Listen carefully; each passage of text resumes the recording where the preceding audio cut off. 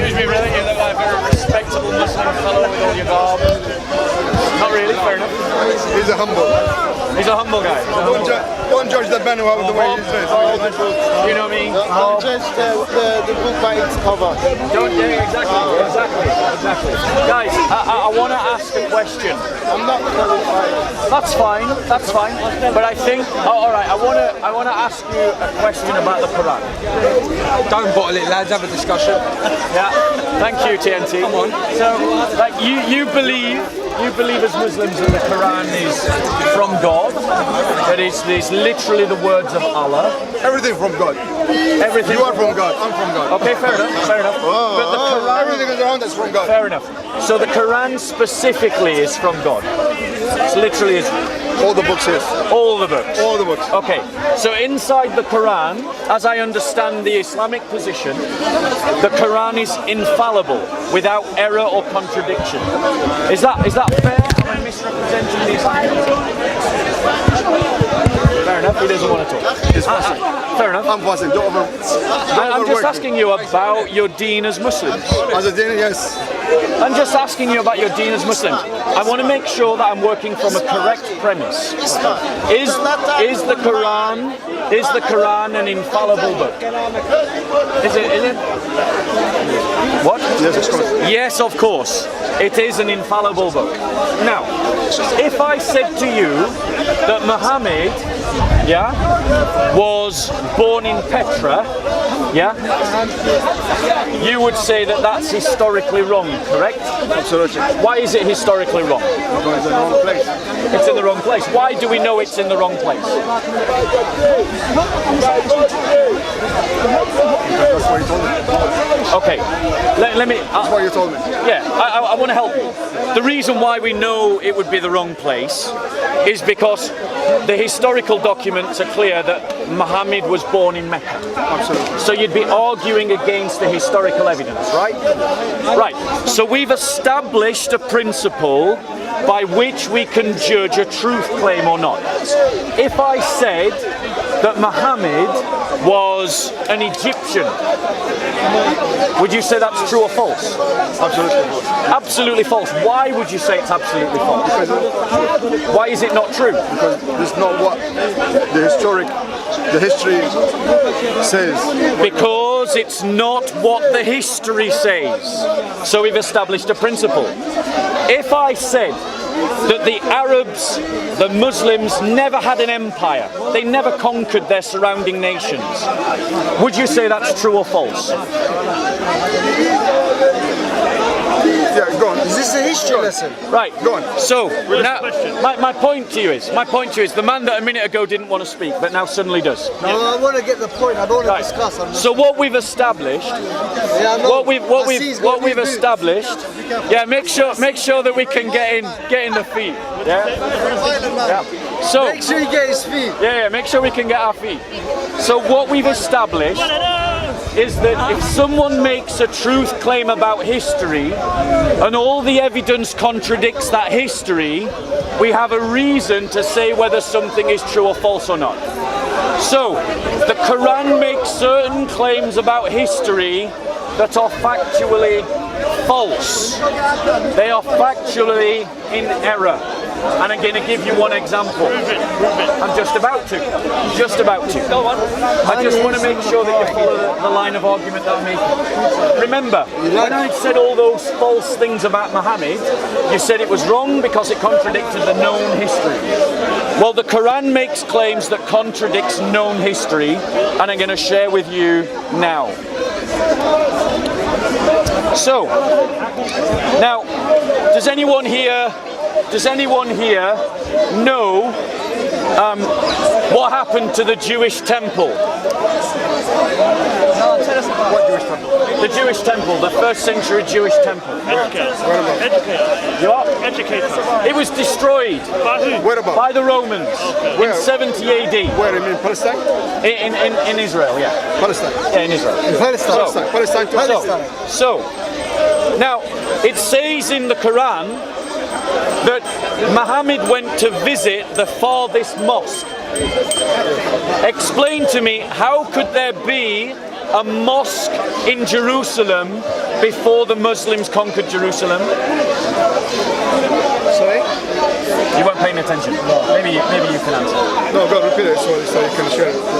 You heard the question. Yeah, but go on. No, you heard the question. Please, no, I do it because I want them to share it with me. He's not going to talk. No, he will. No, bro. He will talk. Bro, just answer the question. He will talk. We're all together. Some weird Okay, piece. let me ask this brother, since he's the only one that wants to answer the question. The Quran says, glory to Allah, who did take his servant for a journey by night from the sacred mosque to the farthest mosque, whose precincts we did bless.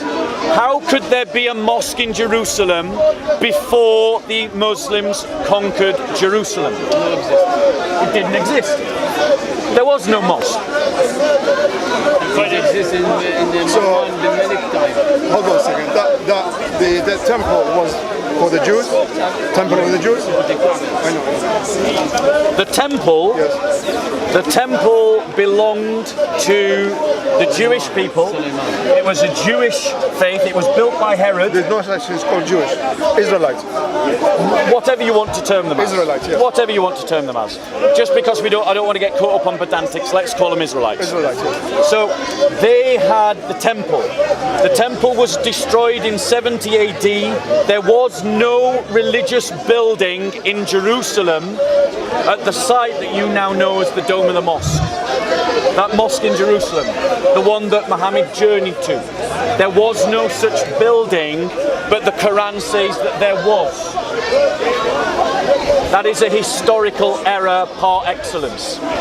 How does an infallible book talk about something factually false?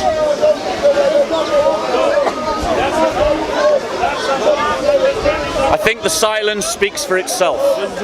We're just fasting, we don't want to waste our time. You don't want to waste your time, you just We want to don't wanna stand get here hit and with listen to your me. books. You just want to stand here and listen We're to me. protecting ourselves. Fair enough. We just want to hear your fairy tales, so carry on, it's entertaining. Fair enough, fair It's enough. killing time. Yeah, killing time. Go on, keep So answer me. What was the building that was being referred to? Do you have another story for us? Do you not want to answer the question about I just want to listen like I told you. But Tell go me. on, tell us another story. Tell me, what was the building that was being referred to in this passage? Again, if you ain't got a story, I'm going to go find a story elsewhere. Do you have another story for us? No, not for you. Not for you. So notice, they don't have an answer. The Quran says something that is factually false. It speaks about a building that does not exist.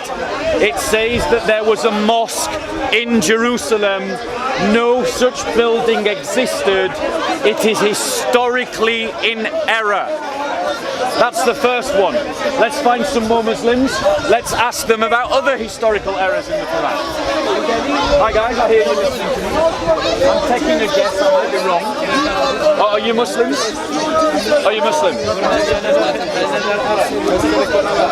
Yes, there's another historical error. Nope. Did you speak about the Al-Aqsa Mosque? Just not to interrupt you for too long. Yes. Did you talk about the date and time of the building of Al-Aqsa Mosque and the mosque in Mecca? The Alaska Mosque was built after the time of the conquest of Jerusalem. Okay. In the first... It was within the first generation. They conquered Jerusalem and then they built a mosque. But the fact of the matter is that no such mosque existed at the time that Muhammad was supposedly going there.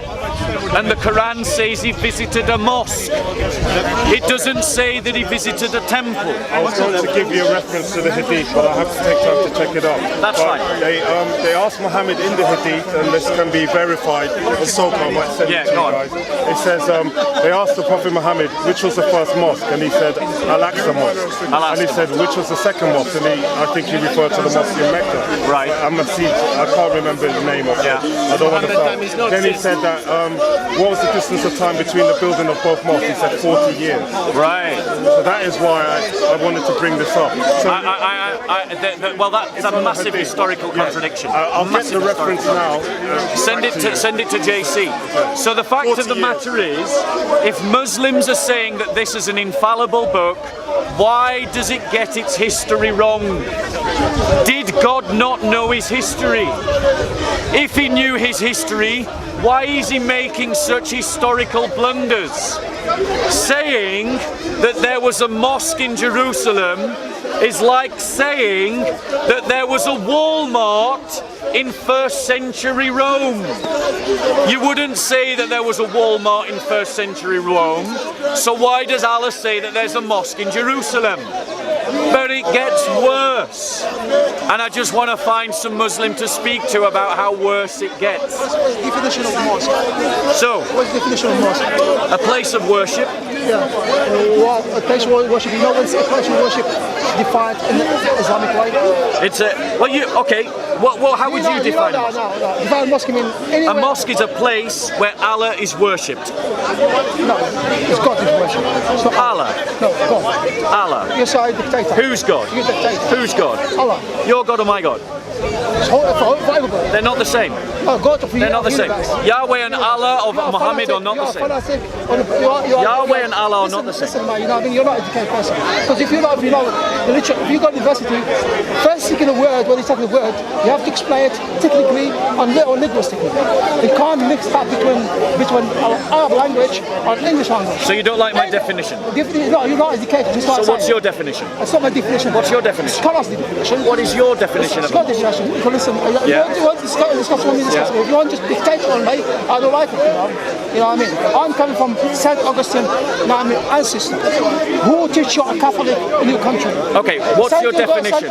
Definition what? A mosque. A mosque, a place, any place. Yes, any place, yes. You know, where Muslims pray to God. Right, okay, did you hear that? You just said that a mosque is a place where God is worshipped, any place where God is worshipped. When Muhammad went on his night journey to Jerusalem, where was this place of worship that he went to? What? Petra. What's mean Petra? By Jordan. I'm not Jordan. I don't know where exactly Petra. How do you know? In the Quran, but in the Quran. Is that Petra? Yeah, he mentioned Petra. Yeah, In the Quran, he mentioned Petra. Go back. Bro, I'm asking you. 1 second. I agree. There's 1 second. Where did Muhammad go? He said, they said somewhere. I'm asking you clearly. Somewhere. A simple question. I'm trying to translate from Arabic. Where did he go? It's like Masjid Aqsa. Aqsa, you mean? Aqsa Mosque. Aqsa Mosque. In where? Somewhere in Jerusalem. Right. Do you actually know, right, where that mosque is? Do you know it? Do you know where the location of that mosque I is? haven't been there. I'm not from there. Right. It's considered to be on the Have you Temple been there? Mount. No, I'm just talking about general knowledge. Yeah, okay. Al-Aqsa Mosque is generally thought to be on the Temple Mount. Who's that the Temple Mount? That's just commonly known, sir. No, it's not coming along. Maybe not to you. Yeah, that's not. Maybe not to that's you. You invented. Well, Google fact check me. Google is not. It's not. Fact check me then. Fact check me. So, what I'm saying is, bro. I have to learn to educate yourself. No, because here's the thing that you're not listening to. Because you're saying that common knowledge. It is common knowledge. You just don't know it. I study philosophy. You just don't know it. I study philosophy. Okay. I'm a pragmatist guy. Sir, are you a Muslim? Excuse me? I'm asking you if you're a Muslim. Well, I'm talking about Islam now. Right, you I'm could. theologian and philosopher. Religious philosopher. Right. I'm Muslim. You know the. Thank you. You know, you know the father. You know who in the civilization of the West. Even a Muslim from North Africa. Do you believe this book is infallible? Sorry? Do you believe this? Me now. Pushing me. Can you talk about a place about worship in Islam? Yes. What's There is a mosque that has been referred to in Surah 17. Using your definition. Using your definition. Your definition is a place where God is worshipped. So which place did Muhammad go to in Jerusalem? Anywhere someone doing. The Al-Aqsa Mosque is meant to be on the Temple Mount. What's your point? I mean, I don't understand the way you. Well, if you'd actually stop interrupting, you might get to my point, but you keep interrupting. You're preaching. You're not lecturing. You're not discussing. Because you just jumped in and you're just interrupting, sir. So, let's be clear. Muslims themselves say that Alaska Mosque is on the Temple Mount. Listen, That building did not exist at the time of Muhammad. So which building did he go to? You're not educated. I'm telling you the front of that. That's guy, I'm not education. You are there, like, go to university, do theology, that thing, come back and you don't have these class. So answer my question. You don't have definitions. You don't have definitions because So answer my We question. have it here for you. I'm just waiting What's for this? you. It shows you the distance of He's not time, educated, which right? mosque was He said made, Allah's not God. 40-year period between them. Okay. Allah's Keep not God. scrolling because they've got So, the screens there. okay, so basically, Brother Yaqub, once again, with his knowledge of hadith, has just made the Muslim position even worse. Because Sahih al-Muslim 520, Book 5, Hadith 1, Book 4, Hadith 1056, okay, says this. Abu Dar reported, I said, Messenger of Allah, which mosque was set up first on earth? He said, Al-Masjid Al-Haram, the sacred, that's the one in Where's Mecca. Masjid Haram? I again said, then which next? He said, it was the Masjid Al-Aqsa. Aqsa, thank you. I again said, how long the space of time between their setting up? He, the Holy Prophet, said, it was 40 years. 40 years. What does it mean? That contradicts What does it mean? everything What we does it know mean? about What does it mean? history. What does it mean? Everything. What does it The mean? first temple of Solomon was set up. The first temple of Solomon was set up over 1,000 years ago. Which means that there was a city called Mecca with a mosque over 1,000 years before Christ. Over 1,000 years before Christ. It's contradicting everything we know about history. I study history, sir. I study history. It's a contradiction. No, the contradiction is that your prophet has just said, yes, certainly, your prophet has just said that a mosque was built in Mecca 1,000 years before Christ, and that another mosque was then built in Jerusalem. Where is the evidence? Okay, I'll ask you this question. Where's the evidence? Where's the evidence? History. Is it history? Oh, he's back. History. I have another question for you. I got another story. I got another story for you. Is it history? Another fable from your Quran. Is it history? Exact science? Exact in the sense of a physical science. Bob, you've done it twice. Bob, you've done it twice, Bob. Listen, so when you have logic, you have to have something to start from. You have to be absolute. You started because you didn't have university. Oh, you can actually address the I'm argument. asking you about Address the argument. Okay, you can insult me as much as you like, but address the argument. Was there a mosque in Mecca 1,000 years before Christ, yes or no? If it said so, it's yes, because it's a prophet. Right. You're not. The evidence contradicts you. Nothing to do. The evidence contradicts you. Where's the evidence? Where's the evidence? The evidence contradicts you. Where are the first records of Mecca being talked about? Which evidence you talk about? Past Where are evidence. the first evidences of Mecca being talked The about? evidence. It's not a point for me, my class. Where? It doesn't matter. Where? It doesn't matter. Right? It doesn't matter. Yeah, that's You right. want to ask me about Quran? Yes. Why would you ask me? Because I'm asking, you might be a Muslim. No. Do you notice the guy just called me a racist? I'm a racist because I criticize their Quran, and in his logic that makes me a racist. Leon, does that make me a racist? Teacher just nod your angers. You know why I'm making racist? Why am I a You're not racist? educated. You're not. Oh, you're not. so a You're racist is ignorant. someone who's not educated. Yeah, same like you. I see. Tell us what I you know see. about Quran. Let's see. So, maybe it will be Look at something yourself, interesting. right? Let's look at another example of the errors of the Quran. The historical errors of the Quran. Ladies and gentlemen, put your hand up if you know the first references to chainmail. You know that armour, the armour that people wear of rings of steel bound together.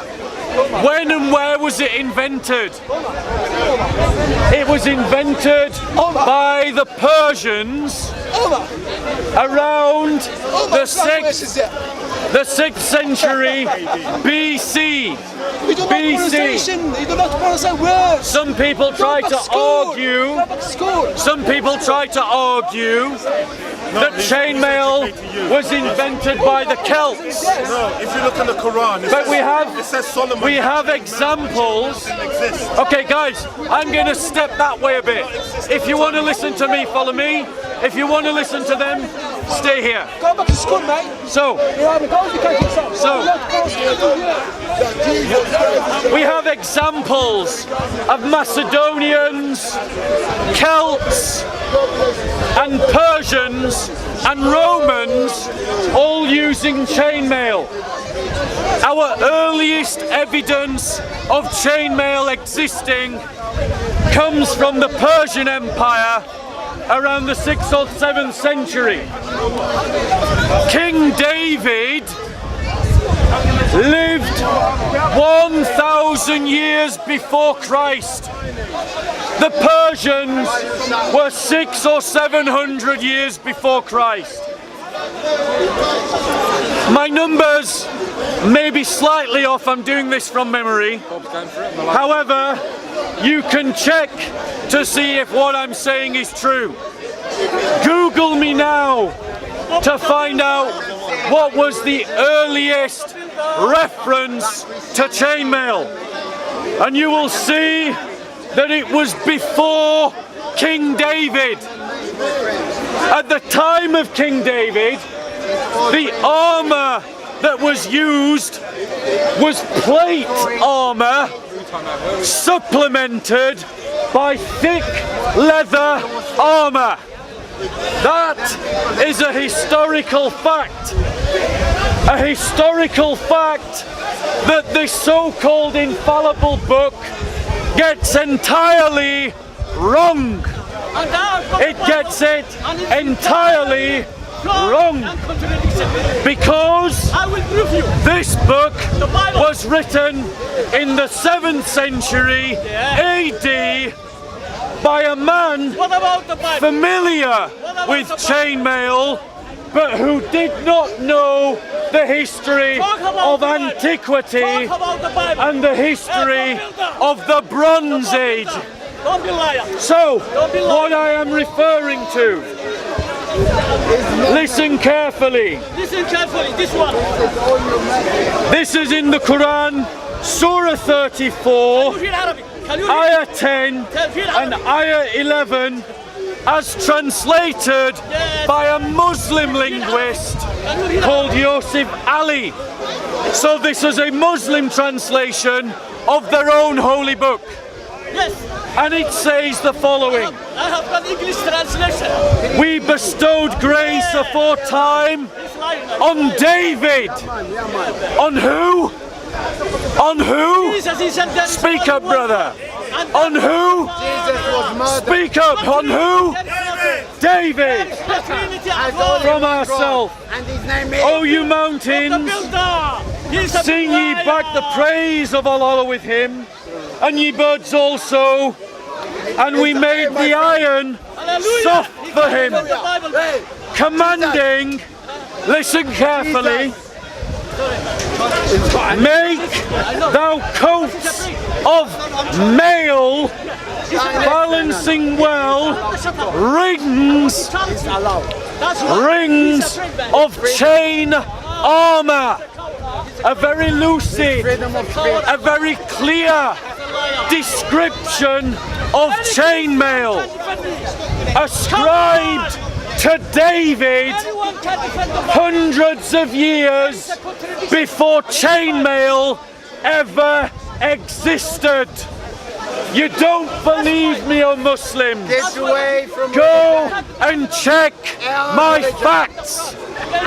The Quran gets it wrong. The Quran is in error.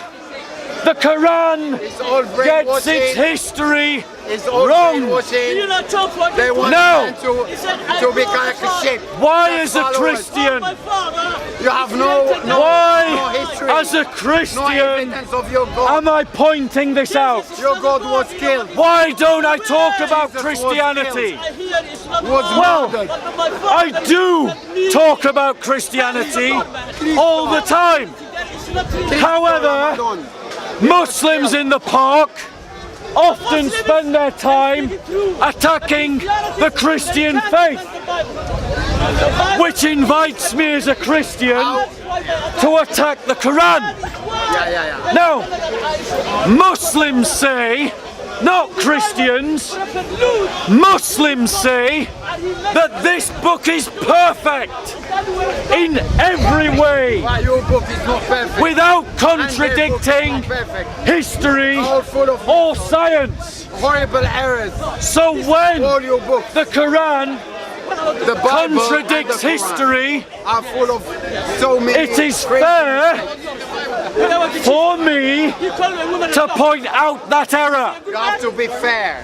Don't just To point condemn out the book the of the fact Muslims. You that have the to condemn your Quran book as well. gets its You history have wrong. no evidence whatsoever. And if it Your gets its religion history is wrong, is not true one. then the Muslims It's false. who say that this Your book is Jesus was perfect murdered. have now a good reason not to believe. You believe what? Not to believe. You are, No, you were, sir. You were a bunch of criminals. Do used you to have cut the truth anything of to say about the anyone against argument? you. All the churches, they still now. I'm glad it's only when people they like to celebrate, then they have to do and still going down. Church is still going. Only foreigners. Nothing. Who they, He's got nothing to say No English. about the How error could you of the believe? Quran. Believe what? Believe what? Come, I'll tell you. Yeah. So the error is this, sir. What about Christianity? King David, you know who David was? David, there was a. I'm going to. The error is this. King David lived 1,000 years before Christ. Chainmail was invented David 700 years before Christ. In other words, hundreds of years after David lived. But the Quran contradicts history, because the Quran says this. Listen carefully.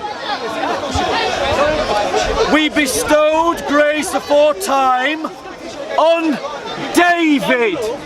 Who are we talking about? Say it again. Shout like you've got a pair. Who? David. Sir, who are we talking about? David.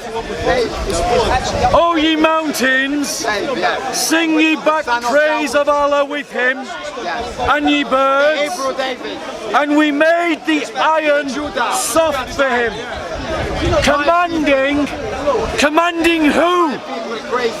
Who's being commanded? David is being commanded. Make thou coats of mail, balancing well, rings of chain armor. That's chainmail armor. Chainmail armor did not exist at the time of David. Muhammad got his history wrong. Why did Muhammad get his history wrong? He got his history wrong and Mark, he was Roman. because he lived in the 7th century. In the 7th century, chainmail was everywhere. Everyone was using chainmail. Everybody knew about chainmail. 1 second. Muhammad didn't know his history. Muhammad didn't know his history. Well, you're Sir, do you want to talk about this I passage? want to talk about you as a Christian, because you claim to be a very good Christian. Let's analyze Christianity. Let's see what Christianity says today. His response is not to talk about the argument. You get salvation through believing in Is Jesus there Christ. anyone 1 second. that wants to talk about the argument? You claim salvation is through Sir, Jesus Christ, go on. crucifixion. Come closer, I can't hear you, sir. So the chapter and verse is this. Surah 34, Ayah 10 and Ayah 11. Go and tell the Dawah team the same thing when they talk about Christianity. It's amazing how they live by double standards. That's our prophet. Have you got it, sir? I take it you're reading it in Arabic, yeah? I'm reading the commentary as well. The commentary, okay. So, let me ask you this question, sir. If I said, for instance, if I said that Islam started in Pakistan, right? If I said that, how would you go about proving that I was wrong? That's not a proof, sir, that's just a statement. How would you, if I said, for the sake of argument, if I said, and I know it's wrong, but if I said Islam started in Pakistan, not Arabia, how would you go about proving that I'm an ignoramus that got it wrong? What would you do? Facts and evidence. What kind of, fine, what kind of facts and evidence? Historical facts and evidence, right? And geographical. And geographical, yes, exactly. So you would look at sources, you would see how they correspond to geography, and you would look at artifacts, and you would triangulate those three things to conclude that if Bob said that Islam started in Pakistan, that Bob was an ignoramus because he said something that all the evidence contradicts. So, I already did, you just weren't listening. So, if Muhammad says that chainmail was around at the time of King David, and all the evidence contradicts the Quran, why is it that you suddenly abandon the principle that you established to refute me if I say Islam starts in Pakistan, but when that same principle contradicts Muhammad, you won't go along with the evidence? Evidence, sir. I'm going to give you the evidence. All documents of antiquity show that our earliest possible date for the invention of chainmail is in the Persian period. The Persian period, the Persian Empire. Chainmail. It's a kind of armour, sir. It's linking small rings of steel together. And we see it in ancient statues. They depict it in art, they chisel it into statues. We have references to it in historical documents, like Herodotus. In his histories, he talks about it. The Persians, in their history, talk about it. But at the time of King David, which is 1,000 years BC, history has no evidence of chainmail existing at that time. Zero, nada, nothing, not a drop of evidence. All the evidence shows it came later. Thus, when the Quran says that chainmail existed at the time of David, it is like me saying that Islam originated from Pakistan. There is no evidence for either statement. The Quran is wrong. Fact. It is in error. Fact. Now, if the evidence... 1 second, sir. I will let you respond.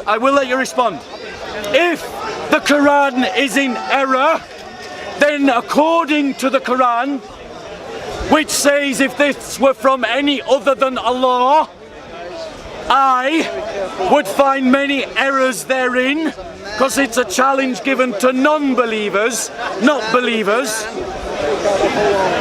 I should not be able to find this error, and I do.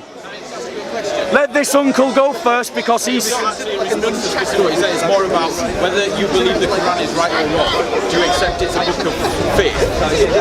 I accept it as a book of faith. So would you respect as a book of faith, and people who follow that faith and stood around you probably don't appreciate you waving it around and banging it against your chest? But this is a translation, so it's not actually the Arabic Quran. Okay, so what you've said is taken from that. So if that's not actually the Quran, and what you're saying is taken from that, how are we supposed to believe what you're saying? Because it's a translation by a Muslim linguist. Okay, so it is the Quran. It's the word of, we believe that it's a word of God. Well, you need to argue that with the Dawah team, because they're quite persistent in saying that it only exists in Arabic. It's about respect. That's all I'm saying. I mean, what you're saying, freedom of speech, all that, I'll give you that. I'm not saying whether you're right, whether you're wrong or anything. All I'm saying is respect is not about factual and non-factual. It's just about, there's a lot of Muslims around here, and even as a non-Muslim, you know, if someone was stood here as a book of faith, I'm a Muslim. I wouldn't dare wave the Bible, whether it's translated in a completely different language or not. Actually, go speak to Lamin then. Go speak to some of your Muslim brothers who do exactly the same, and they put the Bible on the floor. Go and speak to them. Okay, no, about respect. Okay, regardless of, so what you're saying is because they do it. With respect, sir, I've heard your point. Uncle, what did you want to say? I think your comparison is wrong about the armor, geographical, historical. Yeah. Armor is a small thing, which could exist, could not exist, and the information about it could be right or wrong. The information you're getting from various books would be not reliable. So I think this is completely out of place.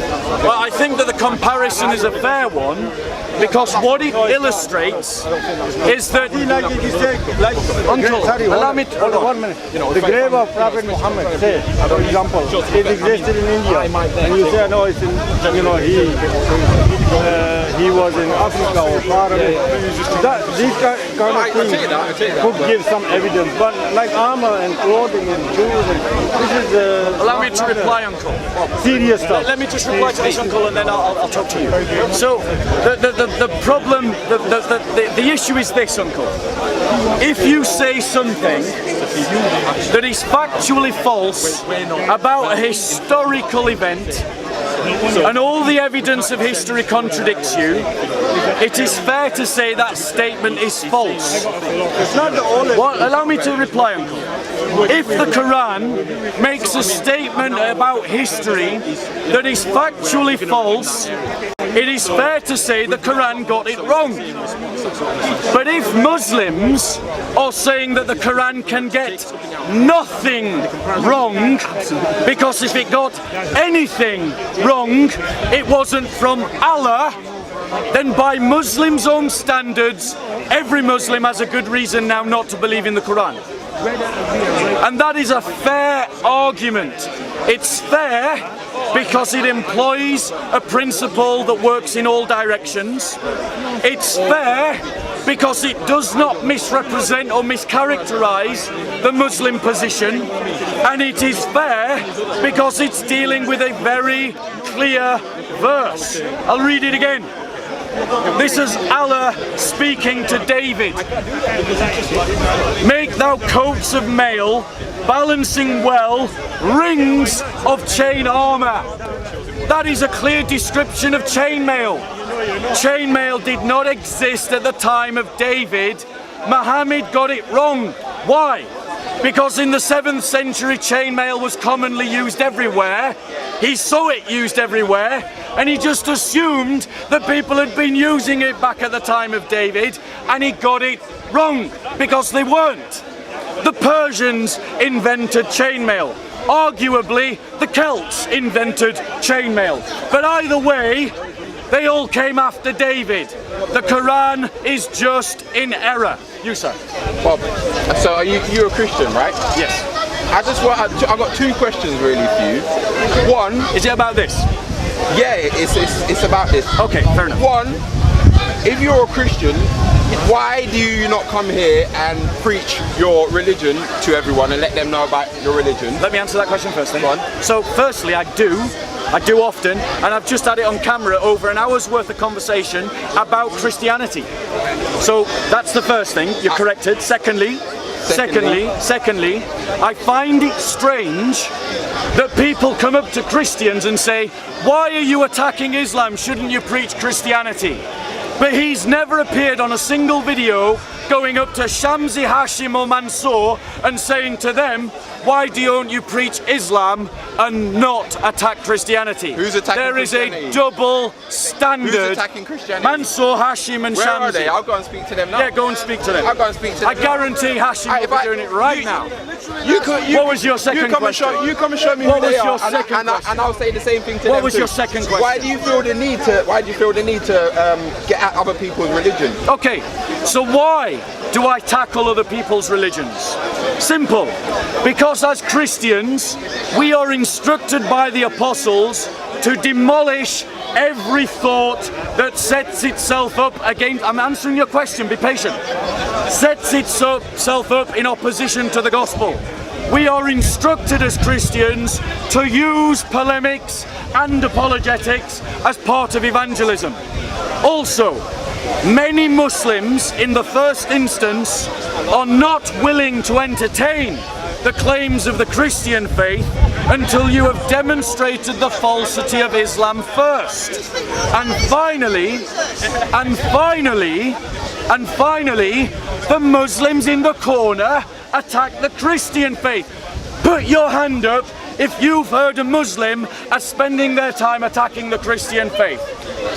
It's not just me telling you, all of these people are telling you, and Banks is an atheist, so no one's lying to you. Been walking around. So maybe I missed the conversation. Maybe you're selective in what you hear.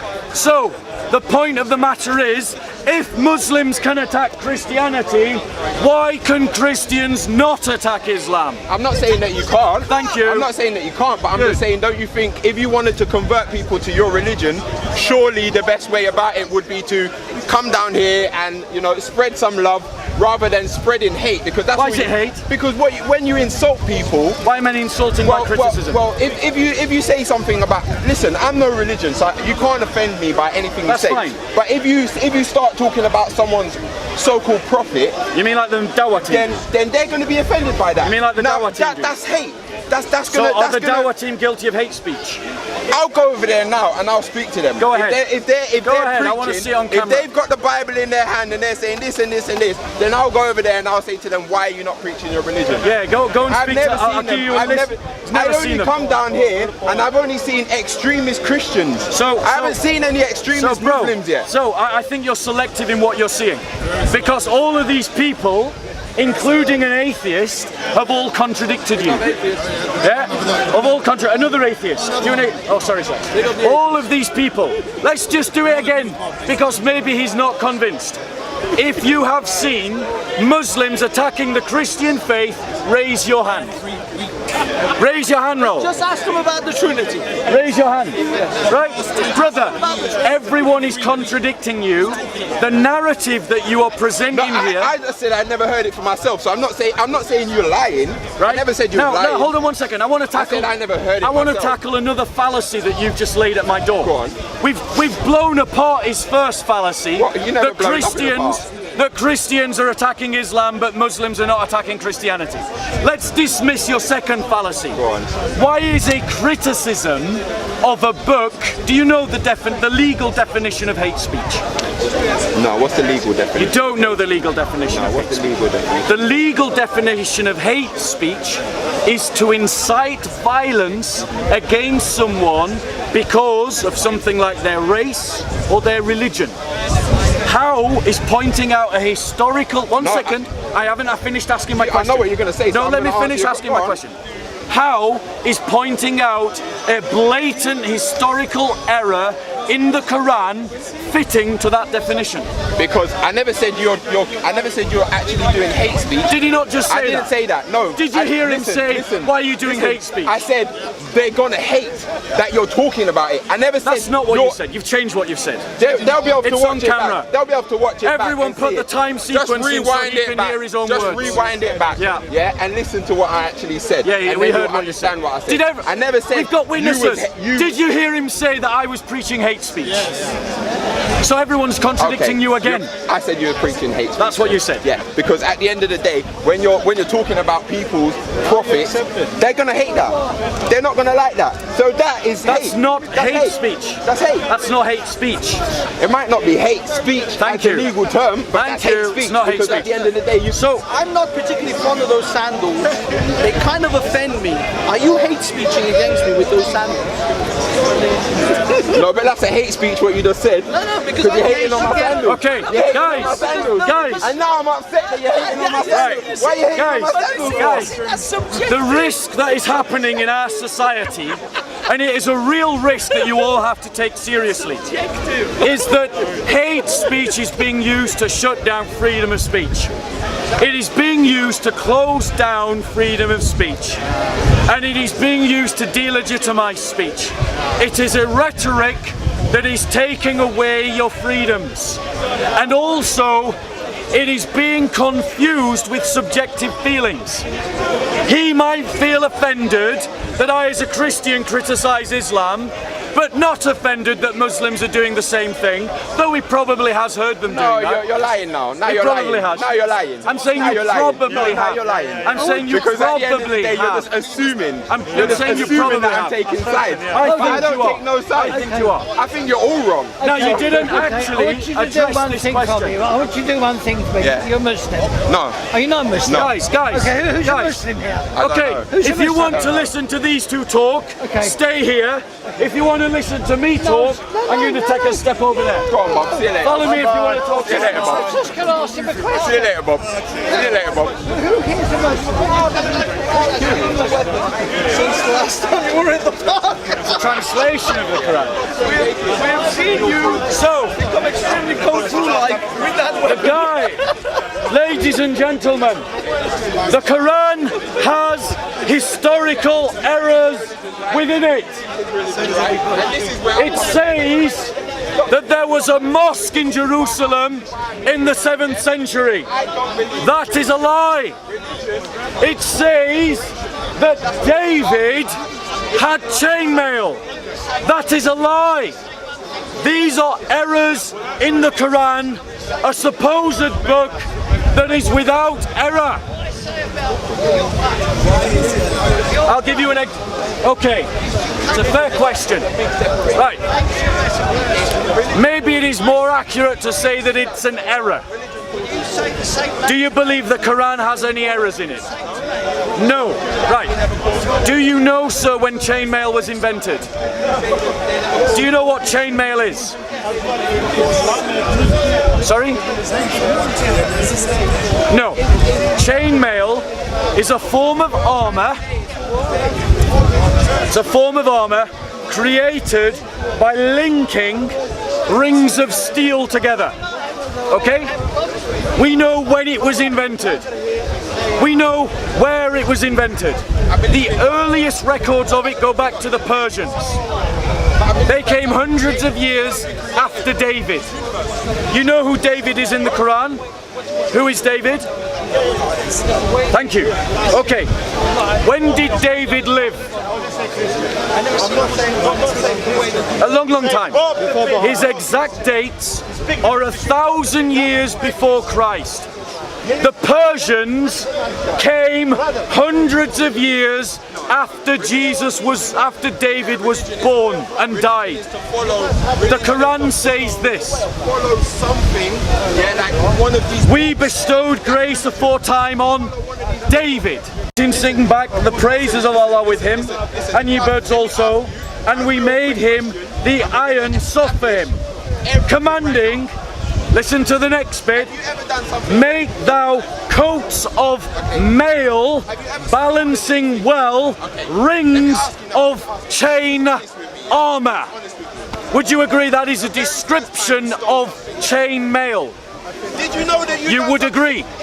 So the Quran has said that something exists historically before all the evidence shows its existence. Thus, the Quran is in error. Can the Quran be in error? So if all the evidence contradicts the Quran,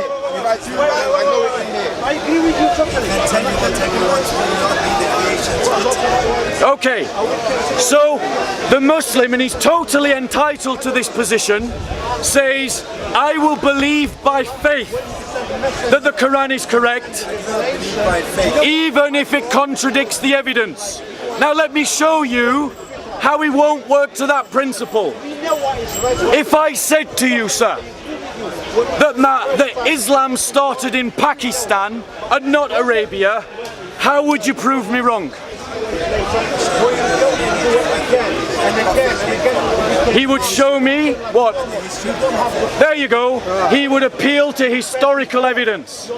So, when I make a false claim about Islam, he would rightfully appeal to historical evidence to show that I was wrong. And he's correct to do so.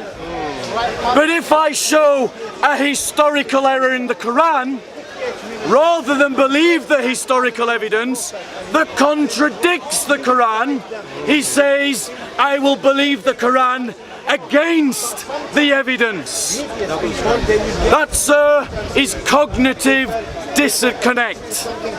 You apply one principle to deal with one thing and a different principle to deal with a different thing when their category is the same. They're both historical statements. Now, why is this important? It's important because Muslims make the claim that this Quran is without error.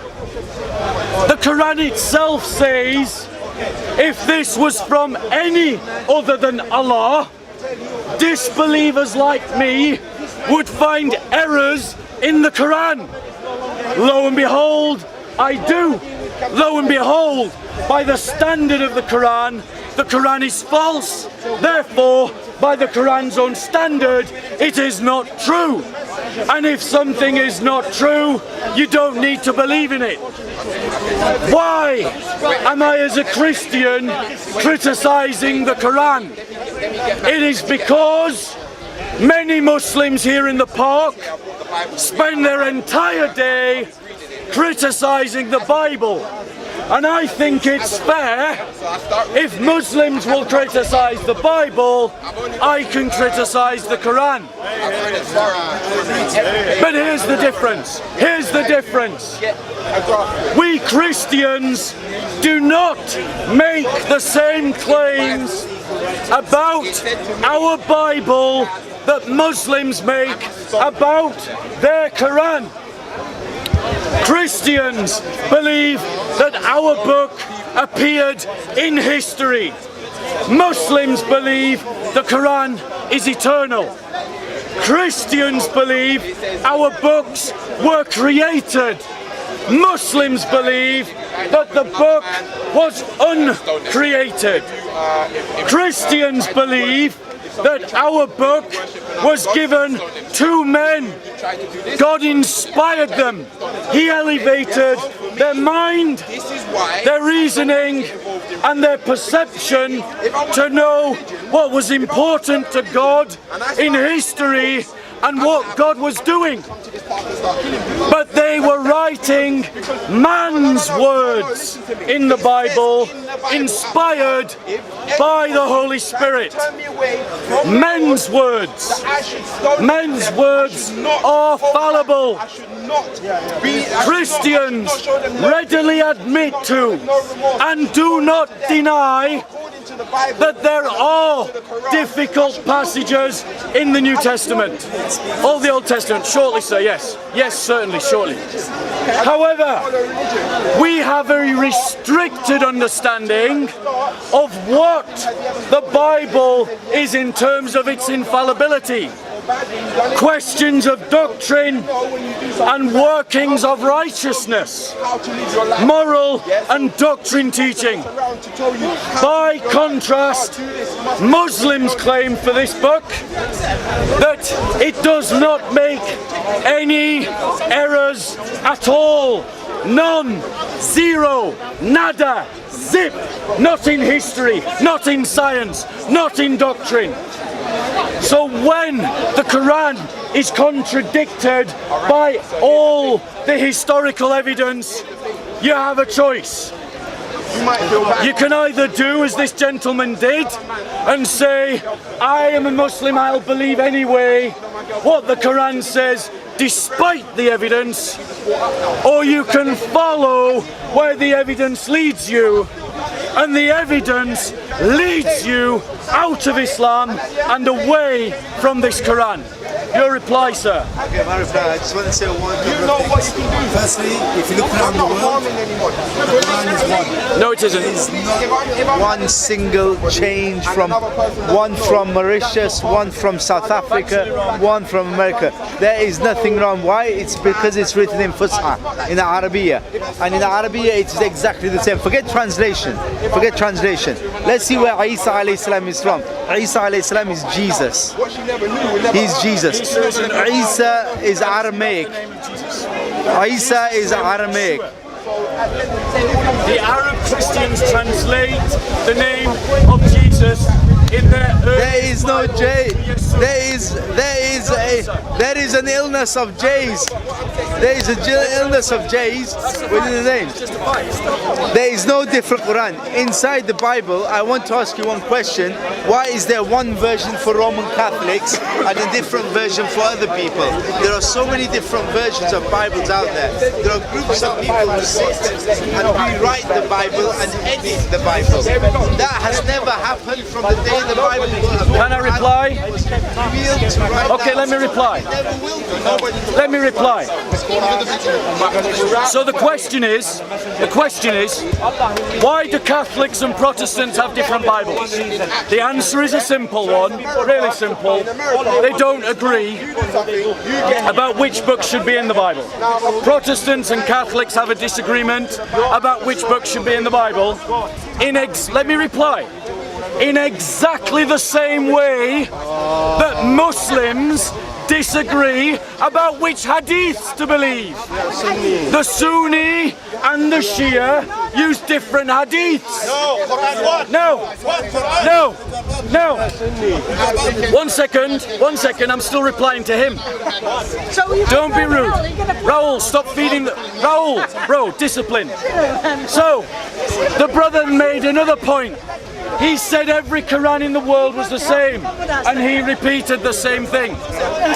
That is factually not true. Wash Quran. It's factually not true. If you compare the Hafs Quran, to the Wash Quran, they're different. They're different in their diacritical marks, and their diacritical marks affect the consonants, because at least 22 of 28 Arabic letters cannot be distinguished except by the diacritical marks. But one second, I have not finished. Last point.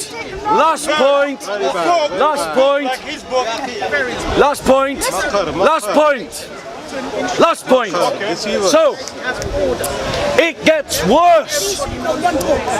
Dr. Daniel Brubaker has recently, this very week, released a doctorate study. Brother, have the courtesy to listen to an answer. Just bad manners. Just bad manners. Just bad manners. So, Dr. Daniel Brubaker has recently released a study of the oldest manuscripts of the Quran.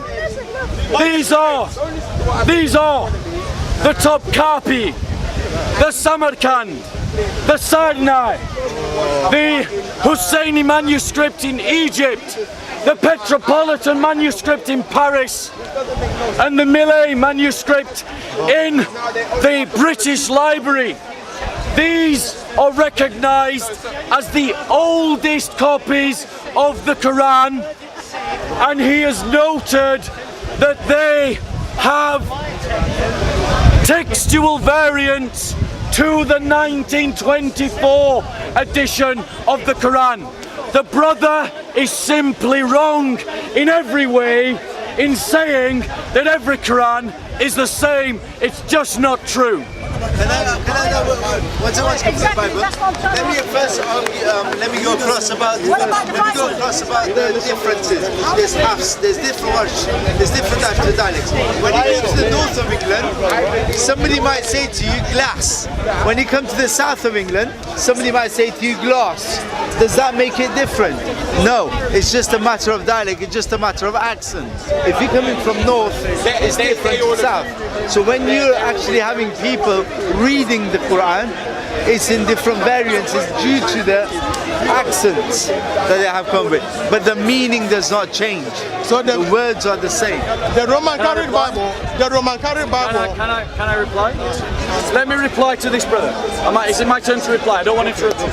Okay. So his argument was that these textual variants... Not textual variants. Allow me to... Sir, stop interrupting. Sir, I did not say that. Yeah, you interrupted. I am not interrupting because I said it's to do with linguistics. If you would actually let me finish, allow me to reply without interruption. So, if you can constrain yourselves and listen to the full sentence, you will realize that you were not mischaracterized. But you did not restrict yourself, and so you did not hear what I had to say. Sorry about that. So now discipline your heart. Now, his argument is that these textual variants are nothing but dialect accent, like glass and gloss. Now, firstly, that is not what a dialectical difference is. A dialectical difference is something akin to saying tunnel and gentle. That's a dialectical difference. He's talking about accents, not dialectical differences. Is the meaning the same? Don't interrupt. Is the meaning the same? Don't interrupt. However,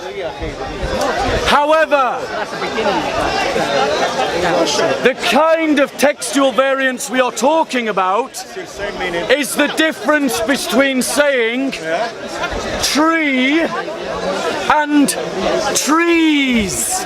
Now tell me, sir, is a plural the same as a singular? No. So if we have in these textual variants the same word, but one is singular and another plural, are they the same? No. But thank you. Linguistically, let me tell you guys linguistically. Yes, in the Quran, our Lord, Rabbana, our Lord says, we are this, we are that. It's linguistically respectful. When you speak to someone, when I speak to an elder, I will address him in my language in plurality. Why will I address him plurality? Because it's respectful. It's respectful. I will not call an elder from anything other than respect. Now in the languages there are different ways of respecting people. In the language of Arabiya, in the language of Fusha, the way to respect somebody is to call them into the plurality. Now the other thing I want to say is, for clearly we have been told, وَإِنَّ اللَّهَ رَبِّي وَرَبُّكُمْ فَاعْبُدُوا هَذَا صِرَاطُ الْمُسْتَقِيمِ. And Isa alayhi salam, Jesus as you call him, said, peace upon him, said, and indeed Allah is my Lord and your Lord, so worship him. And inside the Bible, the original Bible, the untouched Bibles, that you can tell. I want to see on camera. That actually go on. I clearly tell you that when Jesus said, he did not say, worship me, I am the Lord. He said, I will worship the Lord. I worship the Lord. He went down onto his knees and face. Can I reply? As we do 5 times a day. Can I reply? Okay, so notice he wants to get off the topic of the textual variants. He wants to change the topic now about, oh, we Muslims are more like Jesus than you are. Despite the fact that Jesus prayed towards Jerusalem and kept the Sabbath and the Muslims don't. Anyway, that aside, let's get back to the topic. He has admitted that a plural is not the same as a singular. And there are examples between the Hafs and the Wash Quran where the same word appears in the Hafs as a singular and then appears in the Wash as a plural. Thus, they are not the same. Thus, my original statement is true, and his original statement that they are all the same and there is only one Quran is false. But here's another example for you. Is the word owner the same as the word king? No. Well, there's a passage in the Quran where the Hafs says king and the what? Yes, he knows it. Of course. He knows it. So, is every owner a king and is every king an owner? Yes, they are. In your linguistically, no. What you got to realize when he's speaking about God, he is the King of Kings. If you speak about the owner, he is the owner of all owners. But they're not the same thing. He's above everything. But they're not the same thing. When you are translating it into English, into any other language, it loses the essence. No, we're not talking about translation. We're talking about the Arabic. One Arabic says owner and another Arabic says king. That is a textual variant. That is a textual variant. They are not the same thing. That is the accent. What is the academic? No, it is not. Wait. Oh no, don't let him get away, brother. He's just said, listen to this. Listen to this. He has just said that the word owner and the word king is an accent. They're not accent differences. That's a different word. One is owner and one is king. They are not the same word. And every academic will tell you that that is a textual variant. That is the very definition of a textual variant. Do you know what a textual variant is? What is a textual variant? When they differ. What differs? What differs? What? The pronunciation. Let me give a more accurate definition of a textual variant. A textual variant is when you have multiple manuscripts containing the same text, in this example the Quran, and those manuscripts have different words or letters. That is the academic definition of a textual variant. If you have two texts, two manuscripts that are taught, that have different words, you cannot say they are the same. That is a lie. And you certainly can't say that the word owner and the word king are the same word. And you're aware of them. For him, he is owner of the two worlds. What are the two worlds? Rabbul Alameen. He is owner of this world and the world in the hereafter, where there will be hell and there will be heaven, where we will be questioned. He is also the king of these two worlds. So in contextual wise, if you say, okay, there's a variance, the meaning is not different. So if you want to, okay, I'll agree to you. You saying in your... the way you have nursed that B, by the way, is a wonderful example of gentleness. You have to be. You have to be. And I just want to applaud. It's a wonderful example. You have to. But what we're going to is, we have the Quran. We have what it says inside of it. Yes, there are words, there are differences, and yes, I agree to what you're saying. Owner and king is totally different. Thank you. I totally agree to that. But what we are trying to get to is not just the words, but to reflect upon what it's talking about. If he is the owner, Maliki Yawmiddin, he is the owner of the religion, he is the king of the religion. At the same time, for Allah, it does not matter, because he is for everything. God is in charge of everything. He created everything, whether he is owner of all the creations or whether he's owner, king of all the creations. May I reply? So, do you remember at the very beginning of our discussion on the text of the Quran that you said that there is one Quran and they are all the same? Yes. Now that we've talked about it some more, are you still saying that all the Qurans are the same? Yes. Right. There you go. Cognitive dissonance. It's not cognitive dissonance. You have accepted, because you in the Quran. You have accepted a textual variant exists, but then you're saying it's the same. It is written the same.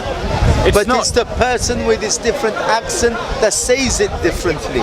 It is written the same. So it's not the same word. So no. Is Maliki the same as Malik? Maliki, but the thing is, you got to go back to the history of how the people spoke at that time. It's a straight question. Is Maliki the same as Malik? Maliki? Maliki is the same as Malik. I'm not Arab, it's not my first language, so obviously you'll have to make allowances for the mispronunciation. Malik. Are they the same word? Are they the same word? They're two different words? Two different words. As you say, from written, but in written, it's not. Right. What you it's know. the accent. No. No, it's that's not an accent. Why can't we? It is the accent. An accent. Why can't we talk about northerners and southerners? Why do southerners go and say glass, pass? Right. Why do northerners go and say the same word? Pass. Allow me to address that point. Because you are profoundly confusing the question of accents with textual variants. Let me explain why. You are using the let me explain why. You are using the example of glass and gloss to try and explain the way that one version of the Quran says king and another version of the Quran says owner. That is not an equivalent comparison. An equivalent comparison, would be an example I'll use from the Bible, where we have textual variants and we readily talk about them, where one says, referring to Jesus, he, and another one says, Jesus. Those are two different words. They are a textual variant. Right? Now, pronoun and a name are not the same thing, even if they're referring to the same person. That is the kind of example that we've got when we talk about king and owner. And now we Christians are honest, because our religion is not built on the book emerges from our religion, that we don't have a problem with these textual variants. It doesn't matter a jot to me as a Christian. One second, bro. It doesn't matter a jot to me as a Christian whether the Bible says he or Jesus. They're talking about that. They're talking about it. And we Christians have never, ever, ever claimed that the Bible has been perfectly preserved and there is only one Quran in existence. But you have. And the evidence contradicts you, because we can see clearly there are multiple Qurans, and not just in terms of the Hafs and the Wash, but when you compare the ancient Qurans to the 1924 edition, there are corrections to the ancient text. I will agree with you, there are corrections. There are corrections in the Quran. But what I am trying to tell you, when the Arabs of the old, they actually wrote the Quran, if you look at the letters, they have dots. Yes. They have like, in the olden times, there were no dots. Correct. Like for example, the letter Sh, it's a circle with 3 dots right now. Yeah. And the letter S is just the same as the Sh, but without the 3 dots. In the olden times, there were no dots. This is an innovation of the newer times for people to distinguish between the letters. Thank you. There's a word that's been inserted into the What time coming? Yes. What time? Actual words. Actual Allah. in the Husseini manuscript, honestly, bro, she's correct. She's correct. So, well done, sister. Absolutely. I agree with you. Yes, you say Husseini manuscript. You say the Shia. Yeah. Shia never existed in the time of the Prophet. They added the name Allah Shia never 12 existed. times to the Husseini manuscript. Ilahim in Hebrew. Can I just point out in Hebrew you say Ilahim. Brother, can I just point out something? The manuscripts that were investigated by Dr. Daniel Brubaker are your earliest manuscripts. You don't have earlier ones to look at. Okay? They are your earliest. And they were written before the implementation of the diacritical marks. So they were written before vowelization of the text. Now, they demonstrate the fact that those texts had erasures. Do you know what an erasure is in textual criticism? No, go on. An erasure is when a word is there and then someone comes along and scrapes it away. Okay? So there's examples where someone has come and written a word and then someone later has come and removed a word. There's example of tapeovers. Do you know what a tapeover is? Someone's written over something else? No. Well, yes, sometimes. So a tapeover is when you have a series of words that you want to get out. You want to splot it out. It's the ancient equivalent of Tipex. You put manuscript over the top of it. It's just blank, and it blots it out. Now sometimes those erasures are written over, which means that at some point in Islamic history somebody thought that the Quran should include some words that then other Muslims thought no, those words shouldn't be there, and they corrected the text. Should I tell you why I think it's still not true? Go on. Because from the starting, even if there's written and everything like that, people at the starting were not writing, they would pass it on by the word of mouth. Yes. Totally agree? So I'll when come to that. Okay. And yeah, the Chinese whisper and all that comes along. But why is it that the Quran that is found in Iceland, forget the written part, but what he says is the same as the one found? This is a claim that can never be proved. Let me explain. There are so many people. This is a myth. Okay, there are so many people who have. They can never prove this claim. Why Osman burned the Quran? This claim. I'm going to. Bro, you're stealing my thunder. Stop stealing my thunder. You're stealing my thunder, bro. I understand the claim. It's a recitation and it's remembered, right? But you've got to understand, objectively, this claim can never be tested, right? The only way that you could prove that every recitation is the same is if you stuck every reciter in a room or recorded every reciter and then did a scientific analysis to see that all the recitations were the same. I have been to South Africa, I've recited, it's the same as they've recited. Doesn't make any difference. It is not proof. I totally agree from the scientific point of view. It is not proof. It is a claim, but it cannot be verified. I totally agree with you on that point, that scientific proof, it cannot be proved. Right, let me ask you this question. Let me ask you this question. Because Adnan's bursting to break into this conversation. So let me ask you this question. Yeah? In the earliest stage of Islam, why did the Quran become codified? What prompted the codification of the Quran into a manuscript text? So for people who were able to write at that time, for people to send it? No, that's not true. According to your own hadiths, the reason why Uthman was prompted by his generals to codify the text of the Quran was because Muslims were fighting one another about its recitation. In other words, the idea of simply reciting the Quran failed. The first Muslims couldn't agree, and that prompted the earliest Muslims to have it codified into a text. Now, 1 second. I'm taking it you're a Muslim? Yes. You tried to learn the recitation of the Quran, of course. When you, as a student, tried to learn the recitation of the Quran, do you just listen and repeat, or do you listen, read and repeat? I listen, I read and I repeat. Exactly. And do you think that human beings in the past were any different? No, but I've also learned stuff by just listening and repeating. Yeah, but in terms of the Quranic recitation, let's be clear.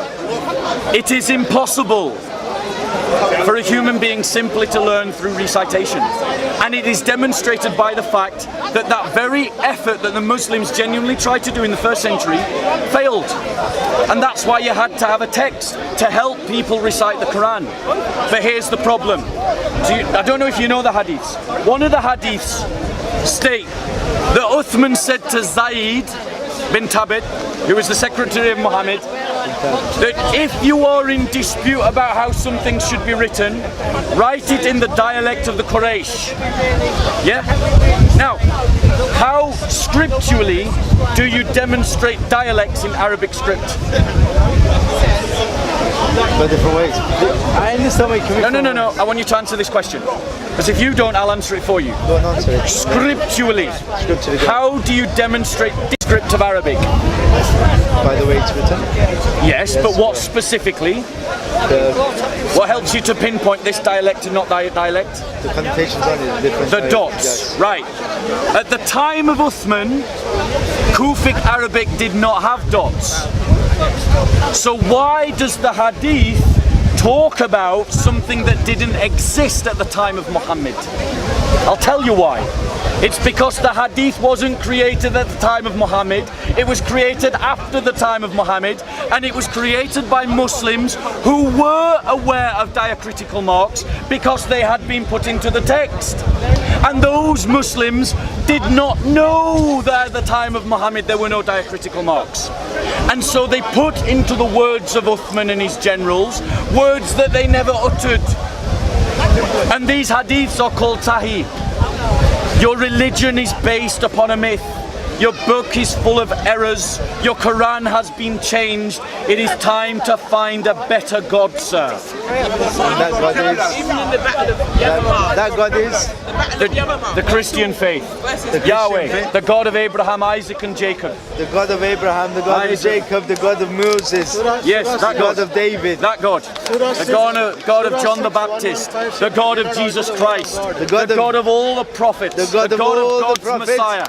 Is also the God of Rasulullah sallallahu alaihi wasallam. Well, all the evidence would seem to suggest otherwise, and we've just talked about that in Greenland. Anyway, so you're a very pleasant man.